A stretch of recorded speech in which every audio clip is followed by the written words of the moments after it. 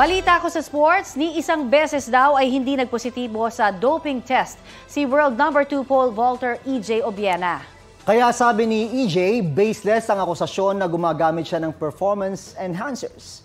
Balitang hatid ni Cedric Castillo. I am pissed about this.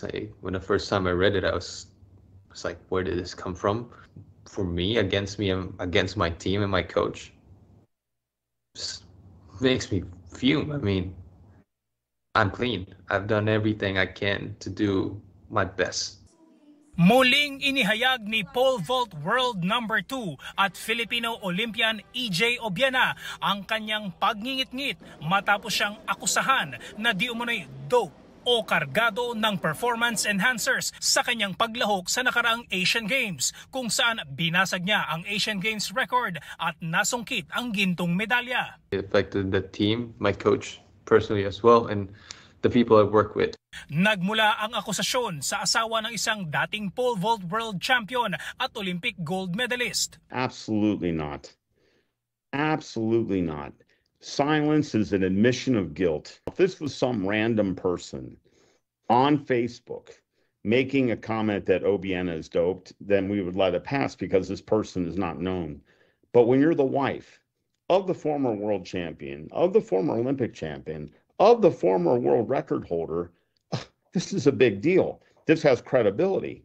So it absolutely had to be addressed.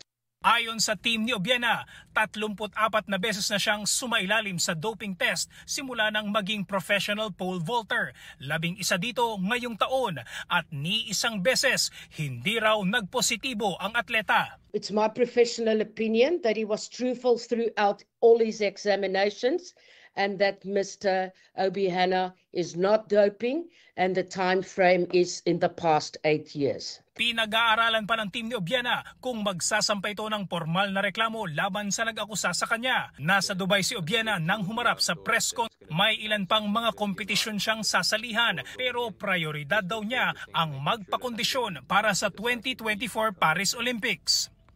Sa website ng International Testing Agency o ITA, hindi mahahanap ang pangalan ni Obiena sa page tungkol sa mga may anti-doping violation. Dagdag patunay daw na hindi totoo ang paratang sa kanya. Samantala, lumalabas naman sa parehong page ang pangalan ni Gilas player Justin Brownlee na bumagsak ang sample A sa doping test sa Asian Games.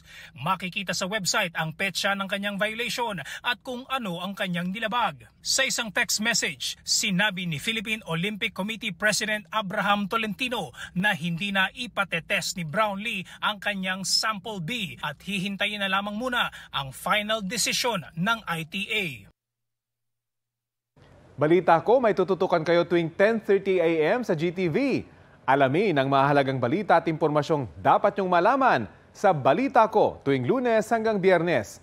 Mag-subscribe din sa GMA Integrated News sa YouTube.